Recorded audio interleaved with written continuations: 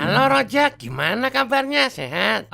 Pak, teleponnya bisa kapan-kapan lagi nggak? Aku lagi di luar nih main biliar. Oh, main biliar. Ini aja, cuman Bapak hari Sabtu nginep situ ya? Lah, ribet Pak. Di situ aja dulu sama Fikri. Ntar aku aja Sabtu main ke sana. Gak apa-apa lah, sekali-sekali. Bapak kan mau main juga sama Sabrina. Masalahnya Pak, Bapak kan penyakitan. Ntar kalau Bapak kenapa-napa di sini, nggak ada yang bisa langsung ngurusin. Enggak, Bapak janji deh. Bapak nggak bakal ngerepotin di situ. Boleh ya? Gak bisa Pak. Udah dulu ya, ntar telepon lagi.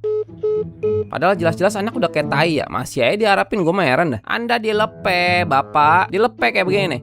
Nah gitu, orang itu merasa nggak perlu ngurusin bapak karena orang itu merasa dia udah keluar duit. Jadi udah dong, masa duit gue tenaga gue juga, gitu kata anak tai mah. Tapi sekalipun jelas-jelas anak dia udah kayak tai, dia mah tetap aja si tai jadi pentolan dia. Dibangga-banggain sama dia depan orang-orang. Saya mah dikirimin tiap bulan. Bentar nih, kan Nopik sama dengan hoaknya. Tuh, ini slip gaji dia nih, 8 juta tuh. Anak saya nih. Wih, bapak mah sekarang udah enak ya. Gua boro-boro dianggap produk gagal gua. Padahal kalau kata teman gue yang namanya logika ya, itu harusnya dia terima kasih sama gue itu. Karena gue rela mengambil peran sebagai anak yang gagal sukses. Logikanya sama kayak kenapa ada orang ganteng karena ada orang jelek. Kenapa ada orang kaya karena ada orang miskin. Padahal kalau dipikir-pikir ya, 7 juta mah dapat lu udah orang kaya doang. Boro-boro mau glamor, restoran paling mentoknya aja warteg. Tapi kenyataannya justru gue jadi bandingan dia mulu bang. Lu minta lowongan aja sono no sama Adelo no. Biar kayaknya Adelo kerjanya enak. Udah pernah, mana sampai sekarang nggak ada. Ya kalau enggak cari kerja lain deh sono. Biar nggak begini aja hidup lo. Lihat kayak Adelo no, bisa hidup enak, punya keluarga. Kalau aku kerja, yang ngurus bapak ntar siapa? Yah, gua lagi dipikirin. Ada Rojak, gampang. Bisa tinggal di sono gua. Yang penting hidup lu ganti dulu, biar bisa kaya. Sekarang coba, dia mau ngurusin bapak nggak? Ya kalau sekarang mah dia lagi sibuk. Ya udah, berarti nggak mau ngurus. Ngomong gitu aja susah amat.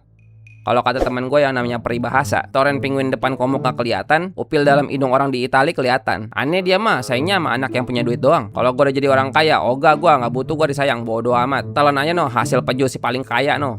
Oh, pada sedih gara-gara saya laris ya, Bu? Bukan masalah gitu. Berarti kalau ada orang jualannya laris harus diusir gitu ya, Bu? Bukan masalah gitu. Pokoknya sistemnya tuh kalau ada orang baru bakal dilihat dulu 2 hari. Oh, dilihat dulu 2 hari laris apa enggak gitu ya, Bu? Kalau laris ya diusir aja gitu kan? Bukan masalah gitu. Ya udah sekarang gini deh, sekolahnya sendiri protes nggak saya di sini? Kalau sekolah nggak ada urusan ya mas? Ya berarti sekolah nggak masalah kan? Bukan masalah gitu Kalau mas. sekolah bukan masalah kenapa ibu repot? Ya kan saya dipercaya di sini. Tapi ibu dipercaya sekolah nggak? Mas kalau ngomong yang sopan ya. Nggak mau saya pindah, kalau sekolah aja nggak masalah ngapain saya pindah?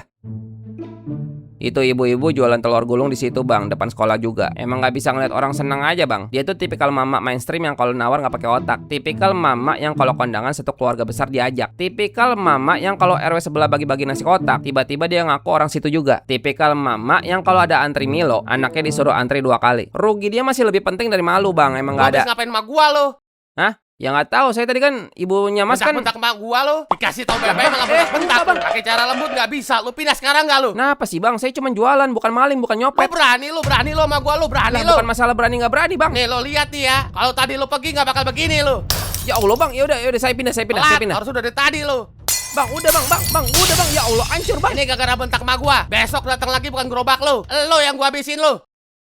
Astagfirullahaladzim, bukan kriminal gua, bukan lagi pengen jahat sama orang, lagi cari duit halal gua anjir. Ya Allah, masih bisa dibenerin gak ini ya? Orang-orang juga pada ngeliatin doang, gak ada yang bantuin. Dan yang paling anjing dari yang paling anjing bang, ternyata pas besokannya gue lewat lagi kemari, ternyata itu mama telur gulung anaknya jualan tahu bulat di situ bang. Gue bukan pengen orang celaka ya, tapi mudah-mudahan pas dia masak gasnya meleduk, gerobaknya nabrak truk pasir, orangnya impoten mampus bujang lapuk lo bangsat.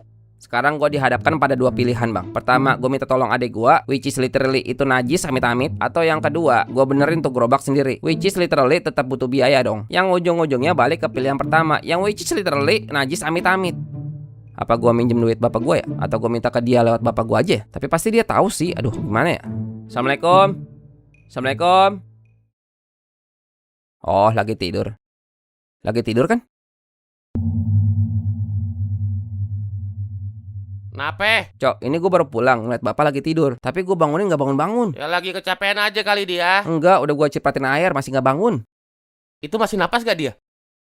Masih. Ya udah bawa dulu ke rumah sakit sono. Masalahnya nggak ada motor gua lagi rusak. Lu kan ada mobil. Ya panggil ambulan kek, pinjam mobil siapa dulu kek. Ya udah lu kirimin duit aja dah. Gua aja yang ngurus, nggak usah lu. Duit. Telepon kemarin selalu duit lagi. Nah, terus gua bawa bapak pakai apaan? Awan Kinton gitu. Coba kasih dulu teleponnya ke bapak, gua mau ngomong. Bapak nggak bangun goblok, ngerti nggak sih lu?